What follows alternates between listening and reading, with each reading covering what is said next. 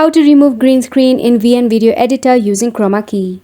For this, you have to go ahead and tap on the plus sign icon which is at the very below. From there, tap on New Project.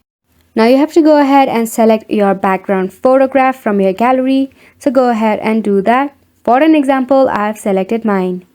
Now, there at the top you will see the graphic icon right here with the plus sign. Tap on it, then tap on photo or video. Select the video with green screen now. Here is mine. As you can see, it has a black background. So at the below you will find a lot of tools. We are searching for Chroma Key right here.